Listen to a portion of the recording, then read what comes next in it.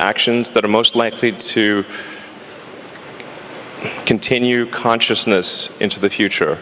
What increases the probability of consciousess of continuing into the future? I think we should not take it for granted that consciousness will continue, because we have not encountered any aliens. Where are the aliens? This is the Fermi paradox. This is one of the most important questions. How come we've not found any aliens? There's people out there who think we've found aliens. Trust me, I would know. We have not. Okay. People ask me, you've been to Area 51. Okay, please. SpaceX actually has Area 59. It's even better, 8 better than 51. So, among the set of actions we can take that are likely to increase the scope and scale of consciousness such that we are better able to understand the nature of the universe, one of those actions is to become a multi-planet species or ensure that life is multi-planetary. Not because I think something that, it's not from the standpoint of it just being an escape hatch or because I think that Earth is doomed, but there's a certain probability that is irreducible that something may happen to Earth. Despite our best intentions, despite everything we try to do, there's a probability at a certain point that some either external force or some internal unforced error causes civilization to be destroyed, or sufficiently impaired such that it can no longer extend to another planet.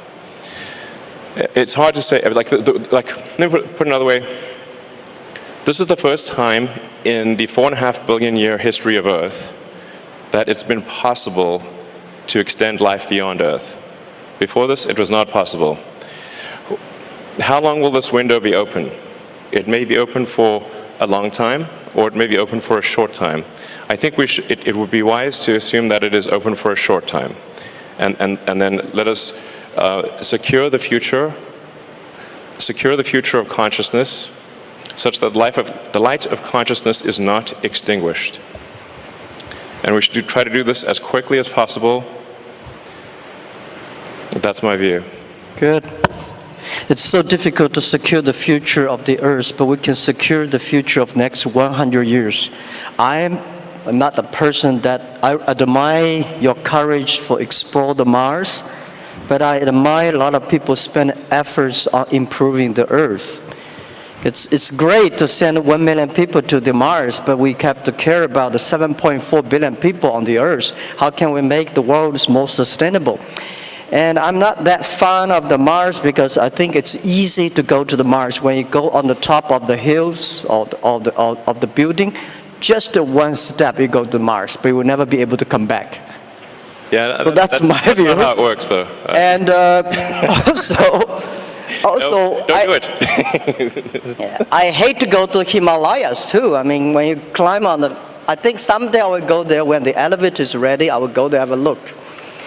But I think people spending more time on the Earth, think about because no matter how long the civilization of the human beings will be, like 1 million or 2 million or 500,000 years, but we only have 100 years. So we cannot solve all the problems for future, but we have to be responsible for the future, but we should care more about how we can enjoy better. My view is that by the artificial intelligence or AI, when human beings understand ourselves better, then we can improve the world better. Last 200 years, human beings tried to understand the other side of the world better, understand the other people better. But I think what I feel excited about AI is that AI is to understand people, the inside of the human beings. The Earth, I heard you're gonna dig a tunnel deep in the Earth, which is amazing. I think, anyhow, every time when I read the news about you are interested in the outside space, I look at you with great respect. We need heroes like you, but we need more heroes like us, working hard on the Earth, improving things every day. That's what I want. Sure. I mean, to be clear, I'm very pro-Earth. Yeah.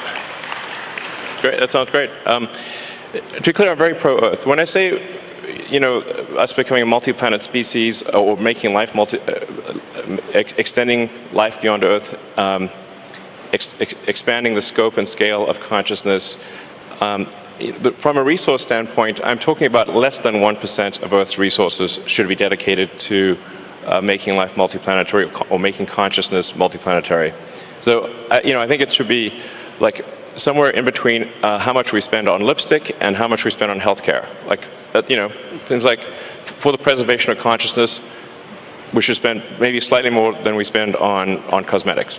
That's my, and I'm pro cosmetics. I like it. They're great, but there's probably worth spending, I don't know, somewhere like at least 0.5% of Earth's GDP on extending life to be multiplanetary. Maybe 1%, I'd say, seems like a good use of resources. But then we have like 2 orders of magnitude more resources spent on Earth. So it's not like it's, somehow going to fundamentally impair Earth. If like I said, just 1% of Earth resources on that order should be enough to make life multiplanetary. It seems like a wise investment for the future. And obviously I spend a lot of my time on sustainable energy with Tesla, with electric cars and solar and batteries and that kind of thing. And I'm really excited to be here in Shanghai for the Shanghai Gigafactory, which is, I think the Tesla China team has done an amazing job, really mind-blowing. Like, I'm just astounded by how good the job is and how much progress has been made. And I think it's a good story for the world, and to say, like, look how much progress you can make in China. This is extremely impressive. Like, my hat is off. You guys rock. So I've never seen anything built so fast in my life before, to be totally frank. I've seen some crazy things. So, I think it's like, I really think China is the future. That's very impressive. And there's also some great progress on entrepreneurial rocket companies in China as well.